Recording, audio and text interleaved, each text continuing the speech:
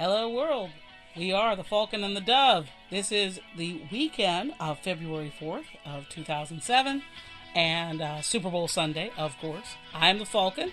And I'm the Dove. We are here to talk to you about numerous things this week. This was a busy week.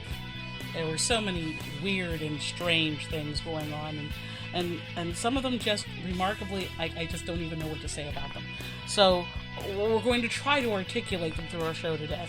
And for those of you who may have been living, I don't know, in an alternate dimension, deep in the woods, completely off the grid, what I'm about to say to you will mean nothing.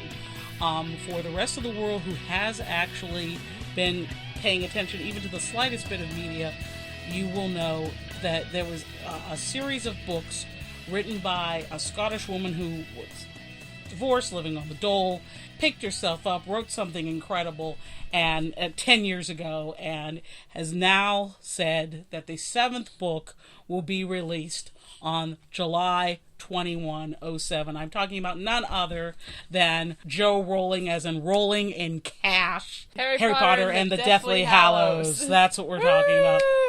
You know, I wish I would have come up with an idea like Harry, you know, that's just incredible. But the final book in the series is coming out 1 week after Order of the Phoenix films hit theaters on Friday the 13th. Translation: best summer ever. You can tell Dove is a bit of a Harry Potter fan here, so she's extremely excited. And you know, if I had stock in Scholastic, I would be really excited right now. Can we say ka-ching? I mean, just the fact that this announcement was made a couple of days ago on the London Stock Exchange, I think says everything. We know how much these kind of media events can impact stock, and Scholastic's doing great, and they have so many wonderful books, periodicals, and school supplies out for young people, and I'm just happy for them. I'm happy for them. I'm happy the kids are going to have something to read this summer. It's probably, what do you think, Dove? 1,000 pages? I hope it's at least Order of the Phoenix length, but it might not. We'll have to see. I'm thinking it's going to be in between Half-Blood Prince length, which was 652, and Order of the Phoenix length, which was 870. So I think it'll be somewhere in there, but it'll be a long one. It'll be a long one. Kids will have something to read this summer to keep their skills sharp.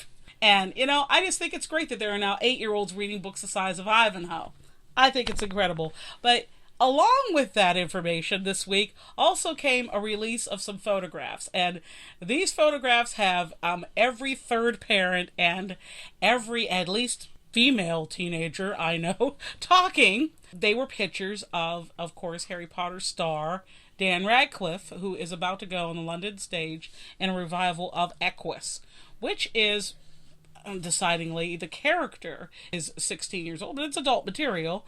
And some pictures were released this week of, shall we say, The Horse and His Boy, to quote C.S. Lewis, of Dan Radcliffe and a beautiful horse named Capote. Mm-hmm. And the pictures are revealing. And if you haven't seen the pictures, we don't have a link on our website, and we probably won't. You just Google them, you'll find them, I'm sure. Find they're very nice pictures.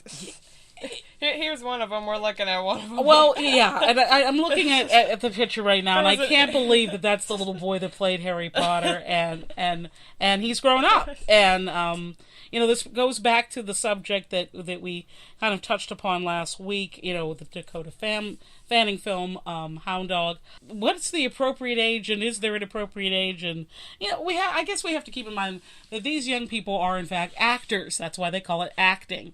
But, wow. There's a lot of Dan there to be revealed. And, I don't know how I feel about that, being the mother of a teenager. He's 17, by the way. Yeah. Yikes. But I hope he does very mixed well. Emotions? Yeah, I do. I mean, you know, obviously as a woman who appreciates men, I think he looks fabulous. It's a shame he's several decades younger than I am, but hey, he looks fabulous, and I think that it's great that he has the confidence to undertake what is clearly a very difficult role on stage in the round. I understand there are going to be 60 seats on stage. Yes. And I've done intimate theater before. I did some pretty intimate theater in college, and it takes a lot of gumption to take on that kind of role. You know what? Great for Dan. I'm very proud of him. Very kudos good. to Dan. I mean, as a parent, I'm kind of like, yikes! But, I understand where he's coming from. The guy's going to have to eat after Harry Potter, and we want him to continue his acting career. He's already not a kid anymore, so he's already grown up for those who have missed it, obviously. Well, if you missed it, you're not going to miss it here, because he's not a kid anymore. There have been some articles who are saying, like, oh, he should only be playing kid roles, and obviously forgetting that he's 17 by now, and he wants to expand his horizons, and he's definitely doing that. That's an expansive horizon, let me tell you. He says in this interview's on thisislondon.co.uk, he says, I feel okay about my body, which is important. Clearly, and great for him. I don't know. I'm still a parent. I'm thinking 17, but it is a stage role. It is a stage role, and yes, he is an actor. The article says, until now, Radcliffe has made no comment. He says, I'm fine about it, he tells me, grinning. Still on a high from a long day's rehearsal, Equus is an iconic play. The nude scene is part of it, and I can't do it with my pants on. That would be rubbish. Well, no, because the lead character has always been played in the buff, as it were. And, right. He said that when he first got this role, that it would be an insult almost, because everybody else before him who has played the character, Alan Strang, has played in the nude. It wouldn't do it justice if he suddenly changed that. Oh, this is not the first time this has happened. We've had all sorts of plays and musicals over the years that have asked young people to expose a bit more of themselves, perhaps, than is the normal social mores, shall we say. But, he's an actor, and if his parents are okay with it, I guess I'll have to, learn to be okay with it. I just think that, for the things I've heard Dan Radcliffe say, he seems like he's okay with this. Mm-hmm. Yeah, he seems very well grounded. adjusted, and I think what he says here says it all. He says, the key to serious acting is to lose your inhibitions, to become free and fearless. And certainly that's something that we need to respect out of someone in the genre who's becoming an adult. And we hope that he makes a healthy transition from child actor to adult actor. And there aren't that many who have done it well and stayed out of rehab. So we're really hoping that he makes a really great transition. He's not doing drugs. Well, exactly. I mean, he's just, He's not out partying late nights. And we'll see if he can pull it off. I mean, he's already okay. pulled off. Forget the entendre. That was not intentional. That was a Freudian slip there. But we'll see how he does. And, on that note, moving to the other side of major publicity insanity this week, I felt like I was, on the outside looking in, having an out-of-body on this one.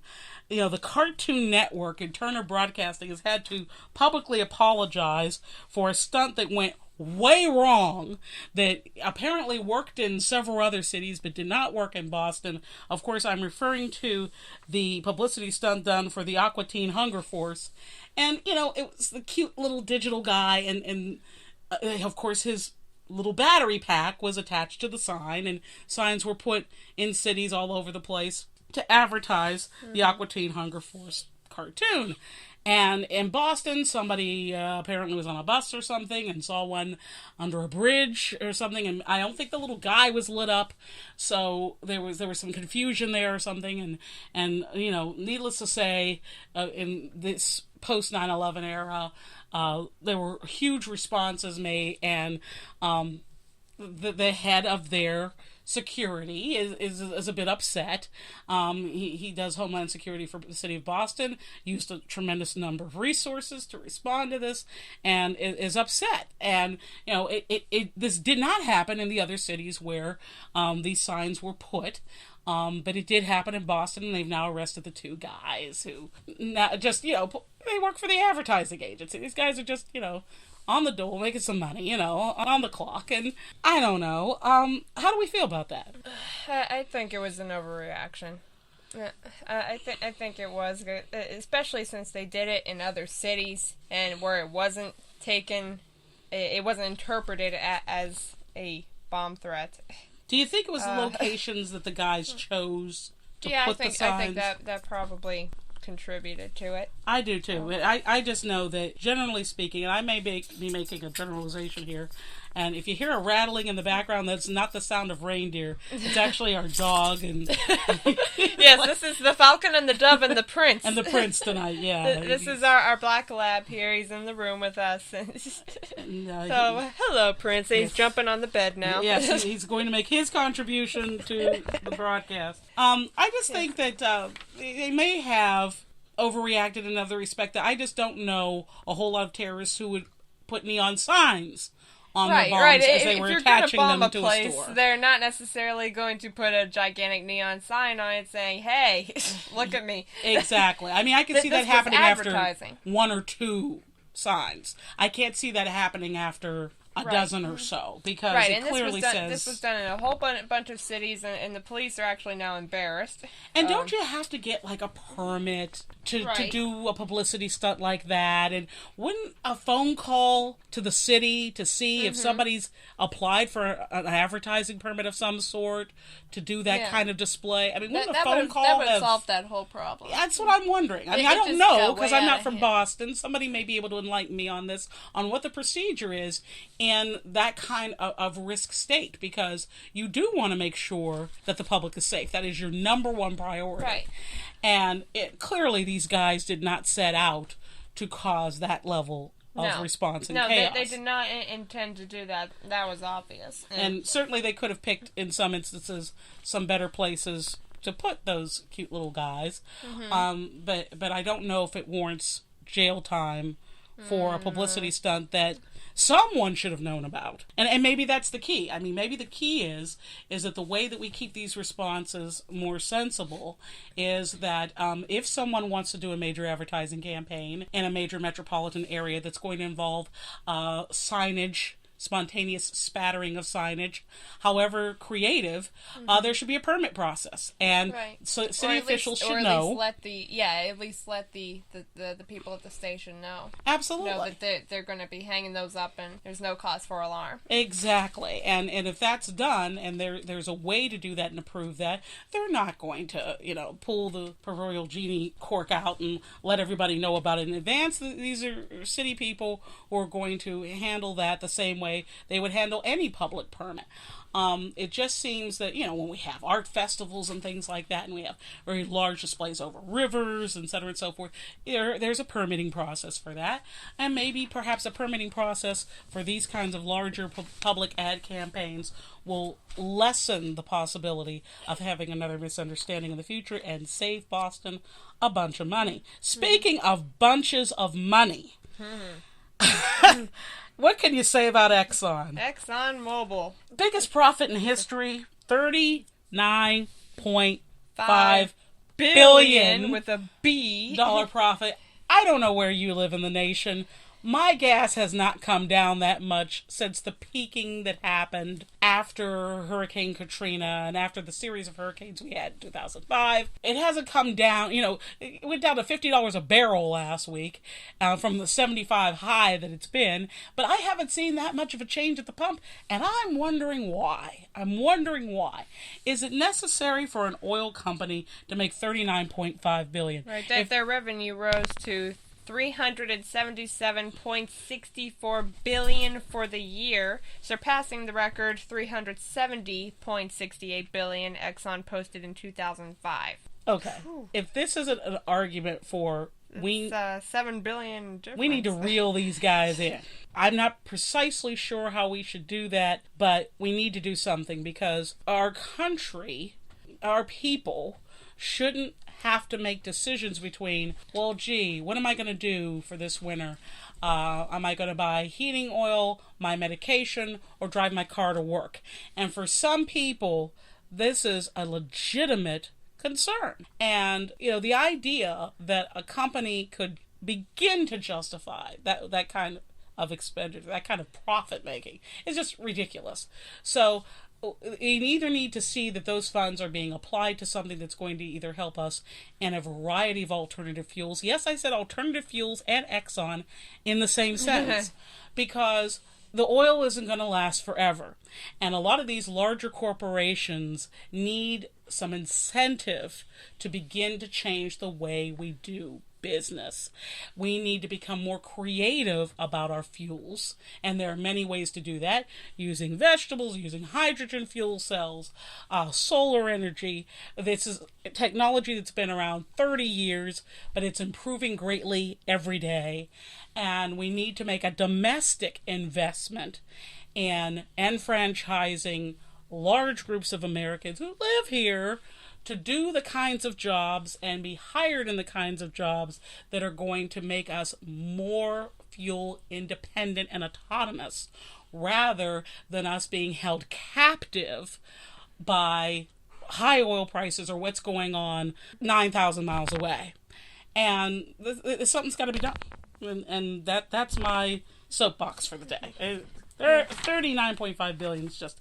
And, the way to do that is the next subject. They're in Paris with some of the most brilliant minds and energy and conservation, talking about, we have a consensus, global warming has been principally caused by human action. Duh! Cricket. Really? Oh, well, shut my mouth. I didn't realize such a thing. We can make a difference that if we just stop being grossly irresponsible with our resources and burning fossil fuels. I love the name of this article. Global warming very likely, in quotes, man-made. Very likely. Very likely. Very likely. Very likely. Yeah, like definitely. Beyond all doubt. Yeah. This goes back to... Dear. Exactly. It goes back to just being pragmatic. We need to start making some changes, and we need to do them now. We're not going to have centuries of warming. I heard somebody say, we're going to have centuries of the temperature going up. No, we're not, because the Earth's going to smack our butt before we have centuries of warming. Anybody see, the day after tomorrow where the Atlantic current just shuts off? That is not fiction. It can happen. It's happened before. It's time to get out of denial. Yeah. Yes. It's long overdue, and now finally some scientists are coming out. Even though I know that this coming out was not all their fault of them not coming out. I know some of their articles may have been censored, but that's a different story. Yes, censored, edited, modified. That's happened quite a bit over the years. We know it's happened. But we've known about global warming for 35 years. 35 years. Yeah. So, ever since we started measuring carbon dioxide. And people have been trying to repress it, saying that it's a big hoax. And again, this had to do with dollars and cents. And we can change our industries to make sure that our industries and our hiring adjusts to what we need to do to make sure our environment is safe. So global warming's real. We are way past that. So get some of those cool light bulbs. What can we do to stop? Who makes those cool light bulbs? Philips. Get some of those really nice light bulbs that last forever. They look like a little spiral. Yes. Little spiral light bulbs. They last 10 years each. They're just a little bit expensive. I think they're $10 for one or two, but it's well worth it because it's going to save you money on not only on your bill, on your electric bill, but also it lasts for 10 years before you ever have to buy another one. And you're protecting the planet.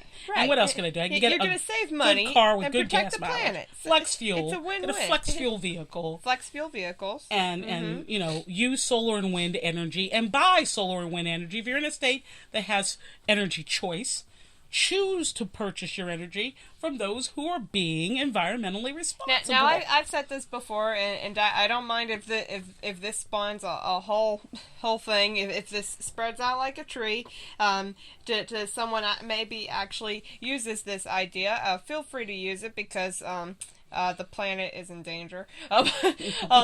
Put solar panels in sidewalks, all right? How could nobody's ever come up with this? I feel like I'm the first person who's thought about this. Maybe not, but nobody else has brought this up. I should patent that idea because, I thought in 1975 when I was in high school. Okay, you did. Okay. Yes, I did. I wanted solar panels, so it's genetic. How long does the sun sit on the sidewalk? Exactly. You could power a whole block with one solar panel and a sidewalk. How much energy does a whole city use? Where you could fuel a whole city with, if you just put solar panels in all the sidewalks, you'd be all set. Yes, for heating and cooling. Chicago, the Windy City, put up some windmills on top of the roofs. Put some windmills somewhere. It's like problem solved. Problem solved. The wind's going to keep blowing. Invest the money, for crying out loud. This isn't Our that hard. ability to survive on the planet is at stake. Al Gore is right, all right? If you've seen An Inconvenient Truth, his documentary, now nominated for an Academy Award for Best Documentary. If you haven't seen it, please go see it. It's facts. It's not all a bunch of theories. It's all facts. Yeah, it's not slanted. It's not political. It's not political. It's our existence, our human existence, the way we live our lives, is dependent upon our ability to respond to this crisis. And I'm telling you, and I'm going to say this. It's 2007. Yesterday, horrible thing in Orlando, Villages, that area, Florida, Volusia County. I had horrible overnight tornadoes, horrible downbursts, macrobursts, and at this point, I think it was 19 people passed away. This is terrible. This is absolutely awful. We're going to have worse storms, worse droughts, and worse Hurricane responses. Katrina. How do you think that happened? Yeah, that whole year. It was 2005 was the hottest zone. year. 2005 was the hottest year on record. And they're now saying 2007 will be hotter than 2005. Now, we will find out. Stronger storms, stronger hurricanes. It means more droughts, but it also means more floods, but in different areas. And Al Gore explains this whole process. And he says that this isn't a political issue as much as a moral issue. It's a moral issue. It's a moral issue. Film. We are stewards of the earth. We are caretakers of the earth. If you have any spiritual background whatsoever, regardless of your faith, you understand that your responsibility to this planet, to the animals, to your seventh generation on this planet, to your grandchildren's grandchildren, is to be responsible, to not be frivolous, to not be wasteful, to not be gluttonous with the earth. It's to respect it because it's the only one we got. So we really need to pull together on this. And it can't be about, well, if the U.S. responds before China, what will happen before India? We all need to step up to the plate. We all need to work together. Imagine that. Exactly. We all need to work together as a world. Not just a nation, but as a world. This is a real problem, and a big heavy subject. The other big heavy subject that happened today, which really came up right before we decided to record this, so there's going to be a lot of discussion about this, was the governor of Texas issued an executive order and said every girl 6th grade age in the entire state of Texas must get the vaccination for the human papillomavirus. And I'll tell you, here I am, I'm sitting here with my daughter. I know parents so have an opinion about this, and here's my opinion about this. And it's really threefold, because I'm so incensed. I'm so incensed that a governor who's not a girl thinks it's okay to sit down and dictate for half the population what they're going to do and why. First of all, the vaccine was created by Merck, and as we all know, this is about money. Is it really about protecting women from cancer? It's all about the money. Let's examine this closely. And you know, I'm all for medical research and breakthroughs. I am absolutely all for it. And I think when lucidly dispensed, when sensibly dispensed, it can be a fantastic thing. But when we start talking about, and we baby boomers have lived through quite a bit of medical advances, and I'm putting quotes around that, medical advances that turned out to be nearly nightmares. Back in the 50s, when women had morning sickness, they said, oh, well, if you just take this drug, you'll feel much better. And they were really kind of trying to push it on everybody to take this drug. Luckily, we didn't, because that drug was thalidomide. And thalidomide ended up doing tons of damage to not only the babies of those women, but their children. Their seventh generation, their children, and their children. Right, and this drug hasn't been proven safe either. This vaccine has really not. I know they say that it's been proven safe. Don't believe them. All right, it really hasn't. That there's a counter study that was done saying that this really hasn't been proven safe, and it's ridiculous that everyone in what, the entire state or the whole just the district? The entire state of Texas. And we're talking about young women who are just approaching their cycle, who are just approaching a point of womanhood, on the precipice of. And remember what a vaccine is.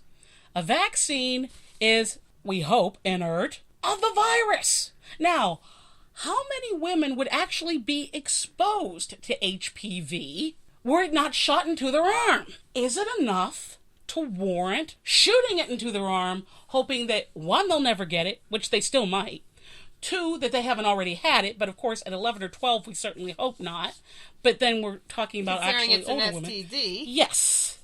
And number three, is there a preservative in this vaccine? There wouldn't happen to be any thimerosal in this vaccine. I don't know. I'm posing the question because the preservatives used in many adult vaccines are 58.8% mercury. And we do know that heavy metal is a legitimate concern. So much so that we've now removed it from vaccinations for children under 3 in pediatric practices. But we haven't necessarily done that in adults. And the question that floats through my mind is, has there been enough testing done on something just less than 6 months recently approved that is substantial enough to warrant the risks on the other side of this that could really impede young women later on in their reproductive years or further? We don't even know what the implications are because this has no track record. I am horribly concerned about anybody thinking it's okay from a governmental standpoint in a free country to dictate to an entire population what to do with their bodies. And I'm even more mortified at the idea that somebody thinks it's okay to automatically assume that every girl will be going out having premarital unprotected sex, or that their marriage partners will be completely dishonest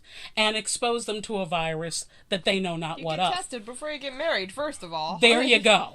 At least you do in the Commonwealth of Pennsylvania. I don't know about other states. I don't know about other states, but you should get tested and find out what you got anyway. Before you get married. That's being smart. That's just being smart, intelligent, and loving to your partner. And they brought up rape. Look, we are hoping that the idea of protecting young women doesn't begin with vaccinating them from the antagonist. Why don't we do something to prevent the antagonist from doing what they do? Exactly. Rather than putting young women at tremendous risk that I am not sure is going to balance out on the scales. It's almost like they're saying it's okay to get raped as long as you don't get a virus. It's so sending the wrong message. It's sending the wrong message. It's so, on so many levels, it's sending the wrong message because the people are perfectly okay debating the issue of abortion versus pro-life in this country about the issues of should women have control over their bodies, or is the child's life more important? Wow, we're talking about 12-year-old girls that we're going to use as guinea pigs. I'm not comfortable. I'm not comfortable at all. And I think as the mother of a teenage girl, I want you to have choices about your body. And I want you to learn to live responsibly. And I want you to have options in healthcare. And I want you to have options in wellness. And a lot of those options go right out the window when the governmental body starts dictating on the base of a lobbying practice by a pharmaceutical company. Okay, I'm done. I'm done. I just needed to say that.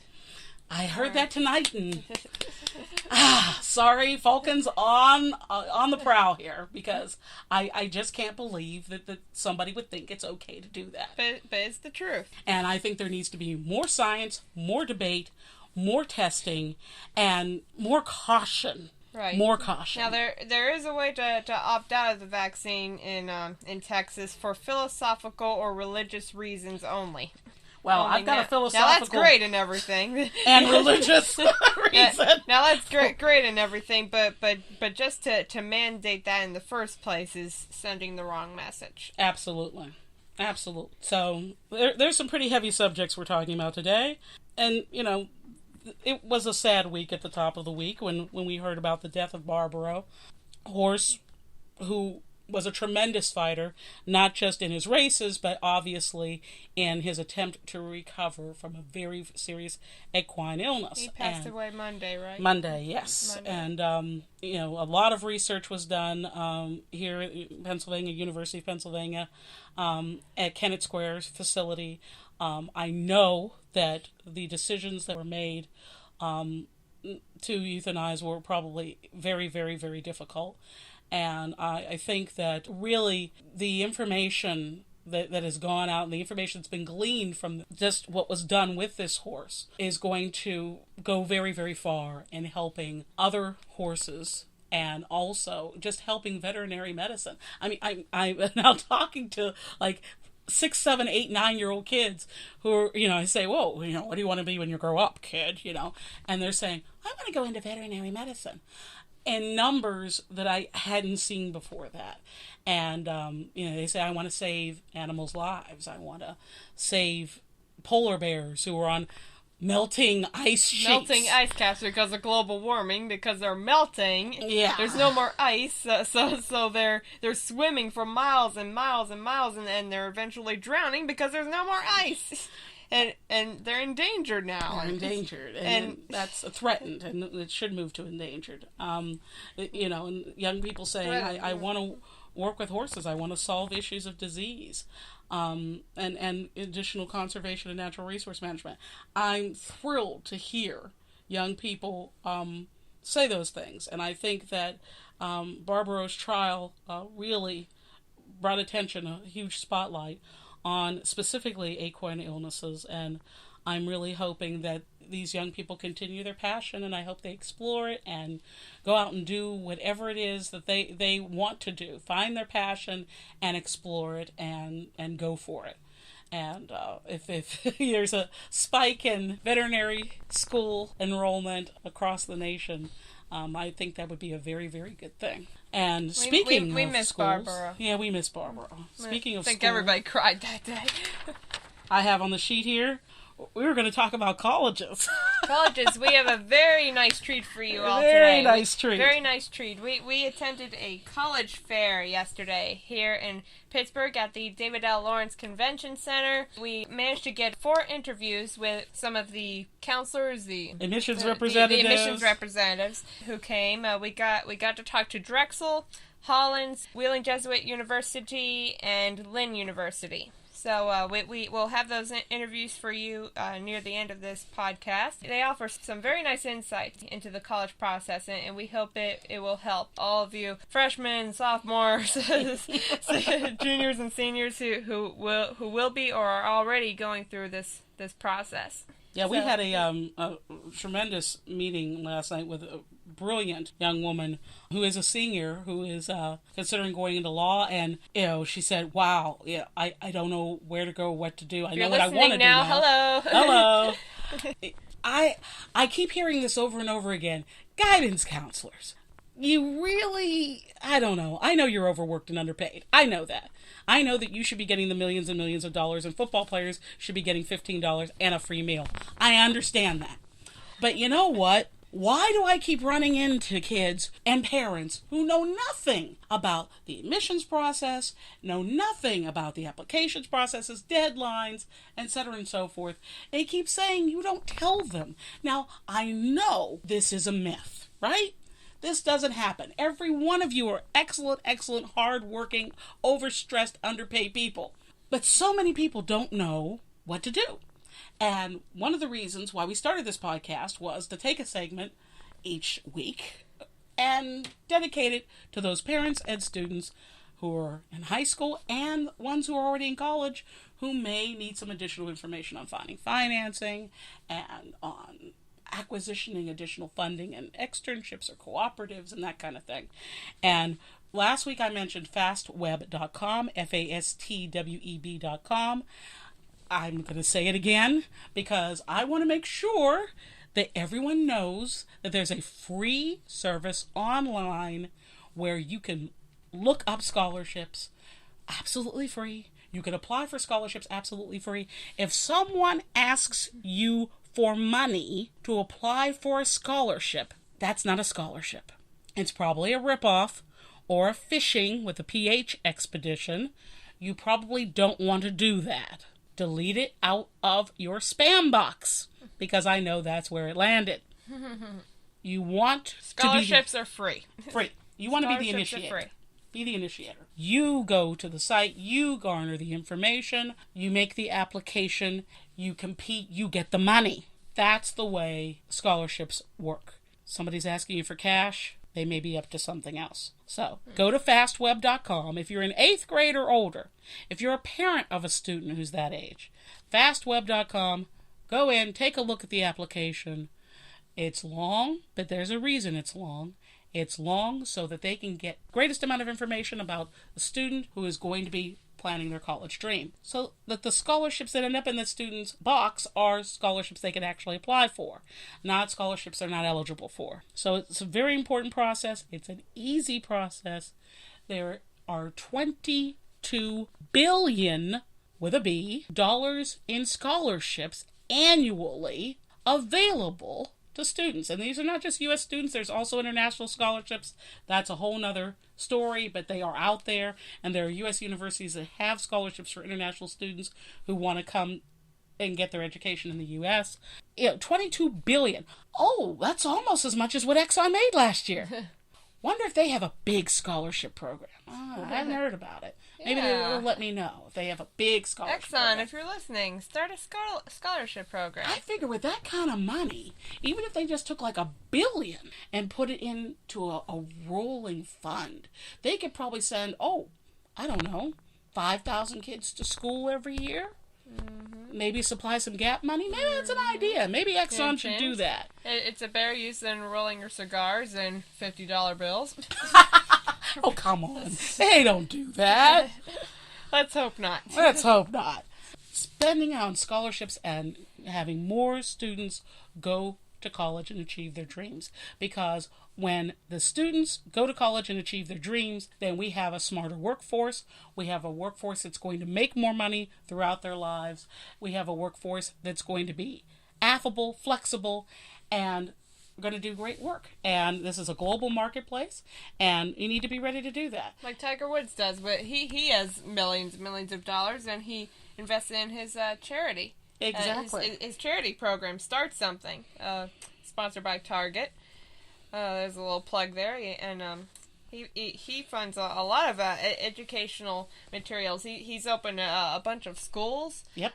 Where they can learn about media and technology and for their future careers and science, that's what the people with lots of money should be doing.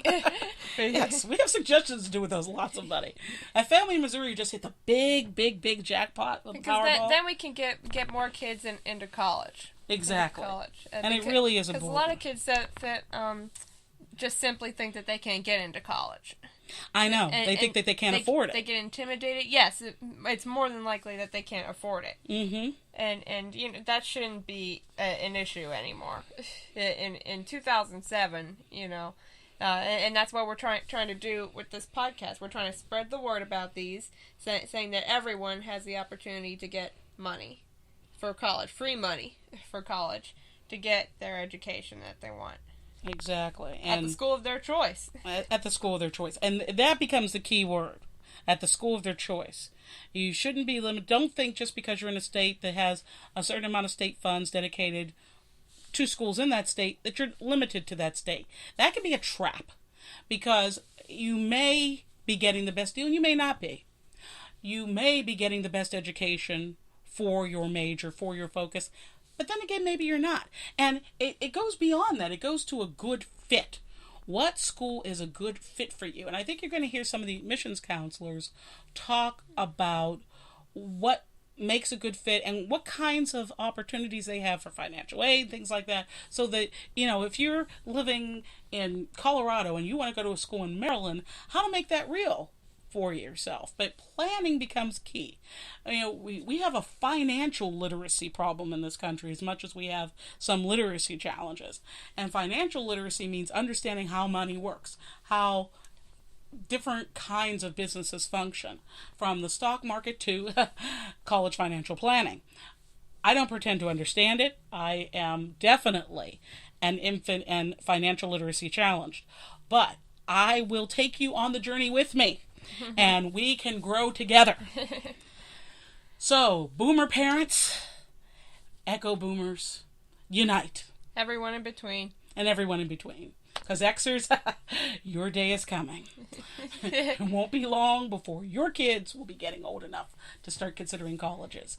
And I don't want to frighten you, but it's getting more complicated every day. So without any further ado, here are those interviews, and we'll see you on the other side. Hello, this is the Falcon and the Dove live at the College Fair in Pittsburgh, Pennsylvania at the David L. Lawrence Convention Center. I am here with Joel Vanderhorst from Lynn University in Boca Raton, Florida. Now, who wouldn't want to go to Boca Raton, Florida for college? I ask you. They are 40 minutes north of South Beach. They are close to 12 of the most critical film festivals in the country. You know what our interest is, so you know why we're talking about film festivals. Joel, thank you very much for taking the time to talk to us. Thank you. And we're wondering, what would a kid, say from the Northeast, what advantages would they have coming to Lynn down in Boca Raton besides the magnificent weather? Okay, most definitely. That's a very good question. Most of the students, when are going away from college, might, if they're going away a couple of states, might feel out of place. At Lynn, everybody's out of place. We have an absolutely huge diversity, very international oriented within the majors and the programs. So students get that age, we have somehow mastered that area. So feel pretty, home away from home, like the old saying goes. That's awesome. And I understand you're only one of 13 universities in the country with international accreditation. Right, that's correct. And you offer a freshman semester at sea program in January? That's correct. That's also, it's including the tuition. It's kind of to getting our students, we're not only diverse because we're bringing students in from everywhere, we also encourage our students to get out once they are at Lynn. So whether it's this required trip that freshmen will go on, at the beginning of the second semester, there are all sorts of studying abroad opportunities. Ireland, other places in Europe, Asia, Africa, you name it. That's my favorite. And for these film kids, because we have so many who are interested in the film program, can they do that at the international schools as well? Most definitely. Just work with our international programs to find a school that, credits will transfer back and forth. And again, whether it's through a study tour a couple of weeks or a whole semester overseas, just the opportunities are there. So. And you're very flexible. We like that. Yeah, now let's talk about the big part. Let's talk about the money. Okay. Now, everybody's worried about money and loans and debt and things like that. But I understand that Lynn Merit Money is very generous to kids who do well on their tests and who have good QPA scores. That's a very good point as well. The education system here has become very, very competitive. This is not only at Lynn, but you'll find, just prices are going up, cost of education is just increasing, and it's a need. So, students and parents can get in a big debt from there. However, in Lynn, we try to get the best students. We encourage our students to get involved with academic, sports, or inside, outside the school, and we award that whether it's merit scholarships, sports, departmental, or all sorts of opportunities through there as well. So That is fantastic. You're NCAA Division II, right? That's correct, NCAA Division II. And you have some of the top Division II teams in the country, I hear. That's right. We have 18 national championships in the last 19 years, I believe. Wow. So very competitive from there as well. That is awesome, Joel. You are the man. Thank you so much for taking the time to talk to us. Thank you. This is Steph, the Falcon, with Araya. The Dove. Thank you very much. Live with Joel Vanderhorst from Lynn University. That would be www.lynn.edu. Perfect. Well, thank you very much for having me. Have a great day. Hello, we are here in Pittsburgh, Pennsylvania at the David O. Lawrence Convention Center for the College Fair 2007. I am here with Wheeling Jesuit University representative Joe Shake. I'm here with Joe Shake. Joe, Wheeling Jesuit is a wonderful university that gives students the opportunity to not only get an excellent education in a variety of professional areas, but in the Jesuit tradition. Can you explain a little bit of the background of Wheeling Jesuit University and what your strongest majors are, you feel? Wheeling Jesuit University was founded in 1954 as a collaboration between the Jesuit institutions in Maryland and the Wheeling-Charleston Diocese. It's mainly serving the students of the Catholic high schools of Wheeling, West Virginia. However, the Jesuits are founded in Renaissance humanism, so what they focus on is service learning, volunteerism. Many of our programs do integrate service learning into them. For example, education, nursing, psychology. They really do lend themselves to those programs.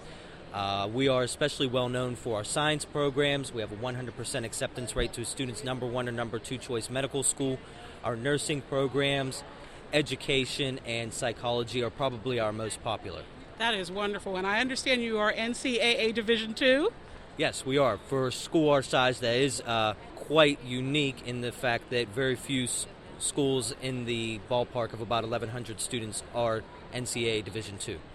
Now, let's answer a question that would really pertain to the kids in this region. And, nationally, this is an issue as well. When you go out of state and look at a school, the kids will say, and the parents will say, oh, well, some of my state money won't transfer.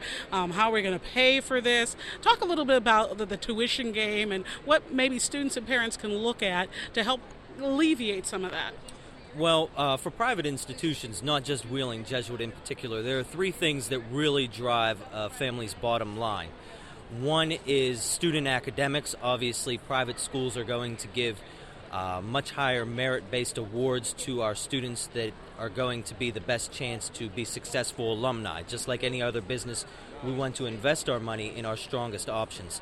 Two is obviously going to be family financial situation.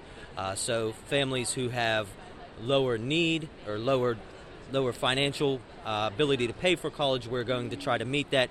And three is the institution's sensitivity to those needs for families. So that is one thing I do tell students.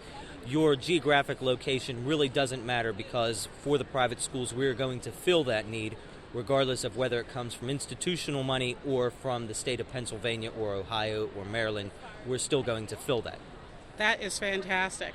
I have to say that when we visited Wheeling Jesuit, we were very impressed with it. It's located in the mountains, and it's very pristine, and it's very beautiful, but yet it's also very cosmopolitan and very business. Yes, and that's one of the things that we do pride ourselves on, is that our students, they look at it and they say, oh, Wheeling, it's in the middle of nowhere. However, when they come to campus, they're surprised that there is the accessibility of the city of Wheeling that has, a very famous symphony. It also has Ogilvy Park. We're 45 minutes from the city of Pittsburgh, and our students on campus are very, very active. Our student government had over 300 activities last year, so that's about one per day, and most of our students are involved in 2 or 3 clubs, organizations, sports, so they do make their own fun as well. That's wonderful. Having a nice balance between the fun and the academics. It's really, really important. Thank you so much for taking the time to talk to us. Of course, it was a pleasure. Thank you. Hello, this is the Falcon here once again in Pittsburgh, Pennsylvania. We are talking to Hallows University Representative Meg Scott, who is also a Pittsburgher. Yes, a Pittsburgher at heart.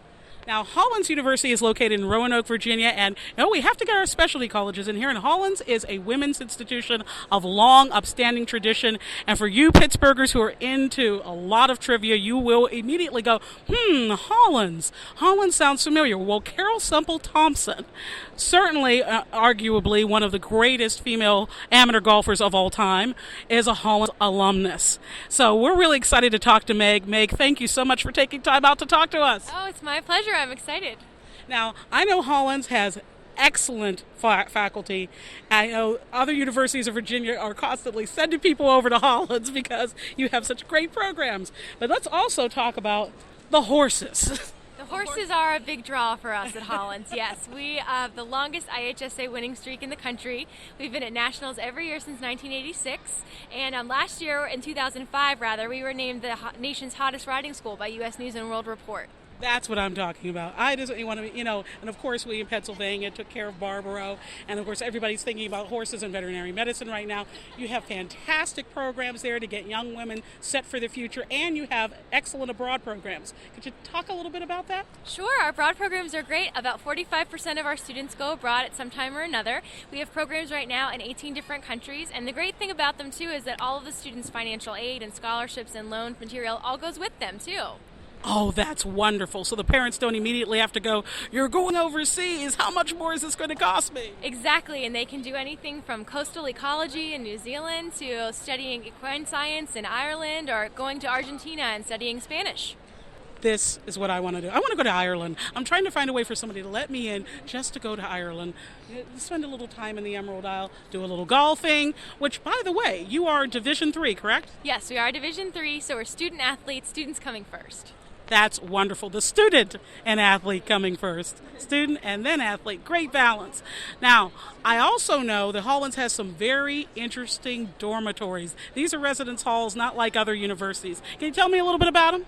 Well, at Hollins we have not only traditional dormitories, but we have what we call specialty housing. And specialty housing is for students that are interested in either a particular academic or an extracurricular activity. So things like we have a community service house, or we have a house, or rather a hall in one of our dormitories for students that are interested in anime and Japanese animation. We have a NEFA, which is the Near East Fine Arts for the students interested in the fine arts. So there are lots of options for living opportunities. This is great. What do you think would be the majors that Hollins attracts the most, or that Hollins is most notable for? Well, I think we're definitely most well known for our English and Creative Writing program, which we're nationally renowned, but we also have very strong pre-professional programs, so pre-vet, pre-law, pre-med, and of course our fine arts programs in film and photography and dance are also very strong.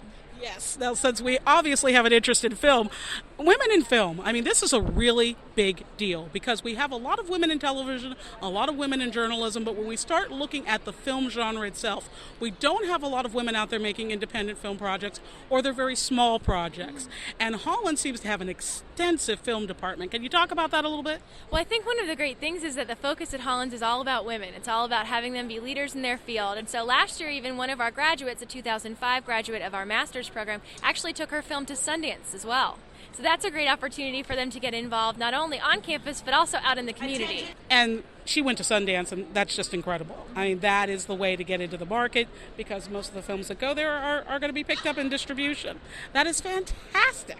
Thank you so much, Meg, for taking the time to talk to us. Anything else you want to add special about Hollins?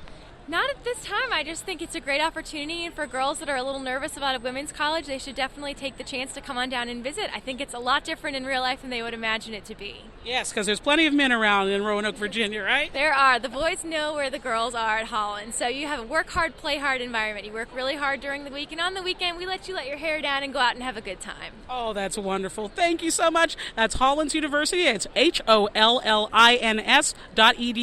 Thanks, Meg. Thank you. Have a great night. Hello, this is the Falcon and the Dove. This is the Falcon, of course, and I'm here with Chad Average from Drexel Dragons. I love that. Dragons. Is that the coolest mascot ever? But they also happen to be in the top 10% of excellent universities in the nation. Chad, thanks for taking a few minutes to talk to us. Well, thank you. You're welcome. Drexel has so many programs, it's almost hard to even sit down and figure out a spot to start with. But the one spot I am going to start with is the co-op program, because Drexel is one of the universities that is nationally recognized as a co-op institution. Would you explain what that involves? Sure. There are 3 different opportunities if you want to come to Drexel. There's 4-year without a co-op, 4-year with a co-op, which is 6 months of real-life work experience, and a 5-year co-op, which is a year and a half of work experience. It's not an internship or an on-campus office job or something. You're really getting real-life experience, 9-to-5 jobs, holidays off, that kind of stuff, and you're getting paid on top of it, so it's a great opportunity. Getting paid. You hear that, college students? Getting paid while you're learning. And I guess they adjust your financial aid accordingly during those co-op periods. Yes, that's correct. Since it is required for certain curriculums, you are still paying tuition on top of that, but we try to make it affordable for you with scholarships and financial aid, and also paying you also. And Drexel University is located in one of America's finest cities, which is Philadelphia, Pennsylvania. And there got to be a lot of opportunities educationally for attending school at Drexel at the main campus and being in Philadelphia. That's correct, the city of brotherly love. We have a lot of connections all around our city. A lot of people do their co-op in the city of Philadelphia, but you can go to California. We had a fashion design student who went to Paris, so there's a lot of different opportunities with our co-op and being in Philadelphia. Now, Drexel is known as an engineering school, as a medical school, medical facility, one of the finest ever. You've got anthropology, you've got chemistry, biological sciences. The engineering list here is just impressive. And I wonder, how hard is it? How competitive is it? How many slots are available for these upcoming juniors who are looking, we know it's a competitive program, but, give us the skinny. What do they need to do to get in?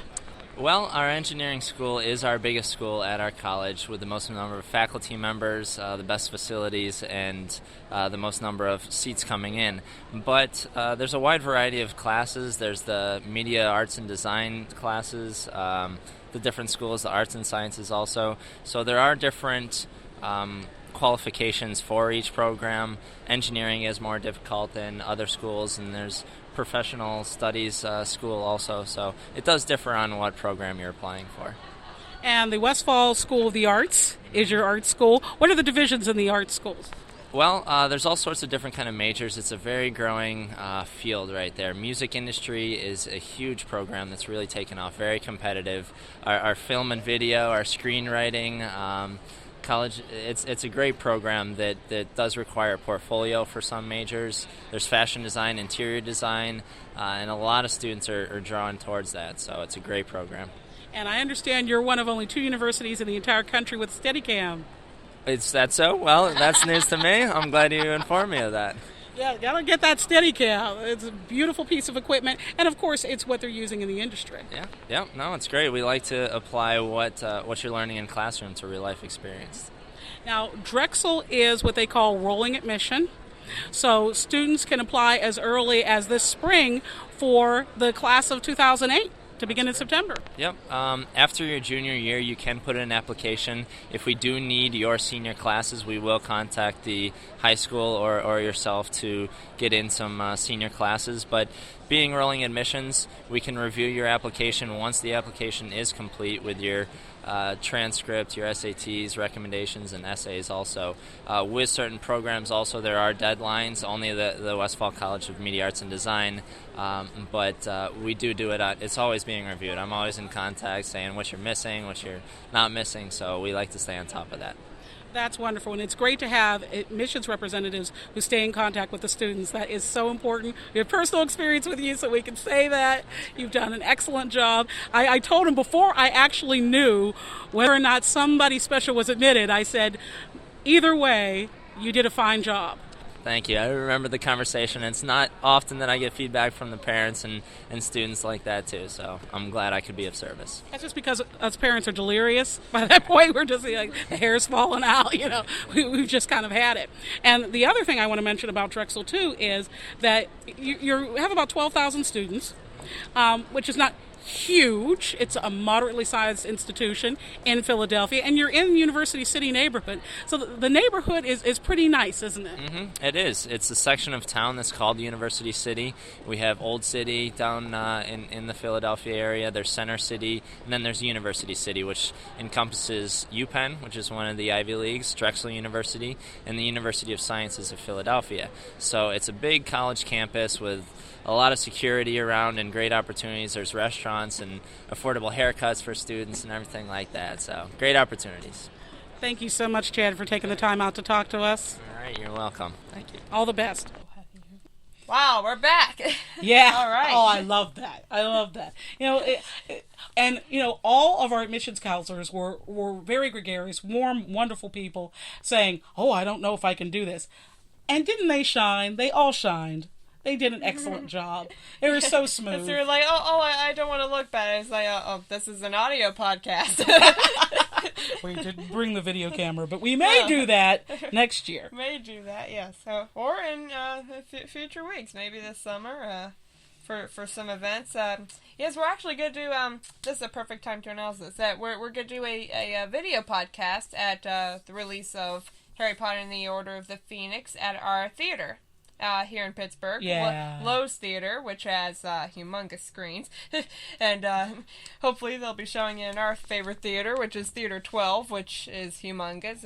I think it holds about 600 people, right? And right. And they had a huge party there for the last one, so we think, we're gonna do a podcast there, and bring it to you. Yeah, midnight party. Interview all the fans there, so. Just mention that for the future. That's July 13th. We'll be there July 12th at midnight. Yeah, we've got some exciting interviews coming in the next few weeks. Yes, we do. Stay with us. We have a lot of exciting interviews coming. Exactly, and some surprise interviews with people you wouldn't expect to hear on a small, modest podcast. Surprise. So, stay with the Falcon and the Dove. We really appreciate your listenership. We want to hear from you. We talked about some rather incendiary issues today. We do that because basically we want to sucker you into actually responding to us. So go to our message boards. Write us an email at AreaSimmons.com. That's AREYASIMMONS.com. And let us know what you think we should talk about. Give us some fuel for the fire. Any issue. Remember, anything floats our boat. Exactly. Anything. That's exactly why we're saying it. Yes, give us anything. We could talk about anything. We could talk about funny stuff, serious stuff, everything in between. And are there any other topics this week? Oh, yes. We've pretty much come to the conclusion that $2 per bottle for beer for your dog is a little high. So, maybe if they come down on that price a little bit. Some people spend anything on their cute doggy. Hint, hint, hi, Prince. He's not even remotely interested. I asked him, he's not interested. If he wanted us to get him some beers for the Super Bowl. Oh, by the way, who's going to win, the Bears or the Indianapolis Colts? By the time you're listening to this, it will already be decided. So we will be talking about something, and you'll be hearing something that will already have been decided. But, Tony Dungy, who used to be with the Pittsburgh Steelers, is now the head coach of the Indianapolis Colts. Love him. I think it's going to be a really tight game, but I think the Bears by 3. That's my prediction. All right, and I think we'll finish this week with a quote of the week. Quote of the week. I love this segment. All right, I actually have this quote on AreaSimmons.com right now, and I think this will tie in very nicely with the college search and everything. So here we are. Lack of willpower has caused more failure than lack of intelligence or ability. Flower A. Newhouse. And on that note, a very inspirational note, stay inspired. Don't let a lack of intelligence or something like that get in your way. If there's something you think you don't know, find out. Don't be afraid to ask questions, but inspiration. Ask questions, yes. Is the key. I am the Falcon. And I am the Dove. We thank you very, very much for your listenership. We appreciate you. Stay safe, stay strong. Bless you. Have a great week. Peace out.